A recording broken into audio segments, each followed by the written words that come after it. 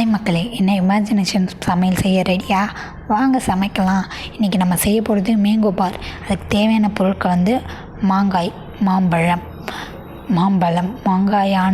மாங்காய்க்கு பின் வரும் மாம்பழம் 1/2 கிலோ, சர்க்கரை 100 கிராம், ஏலக்காய் துண்டு 1 சிட்டிகை, நெய் தேவையான அளவு. நீங்கள் உங்களுக்கு எவ்வளோ பிடிச்சிருக்கோ அவ்வளோ எடுத்துக்கலாம். இப்போ வந்து மாம்பழத்தை நல்லா சுத்தம் செஞ்சுட்டு அது தோலை வந்து நீக்கிட்டு நீட்டு வாக்கில் அதை கட் பண்ணுங்கள். நீல வாக்கில் கட் பண்ணி துண்டு துண்டாக நறுக்கி தனியாக வச்சுருங்க. இப்போ வந்து அடுப்பு ஆன் பண்ணுங்கள். அதில் நல்ல கடினமான அதான் கொஞ்சம் திக்கான பாத்திரமாக அடி பிடிக்காமல் இருக்கிறதுக்கு ஒரு திக்கான பாத்திரத்தை வைங்க.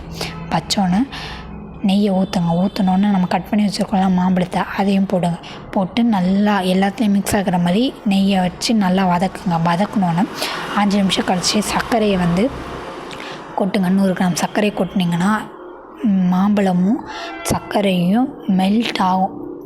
சர்க்கரை நல்லா பதத்துக்கு வரும்.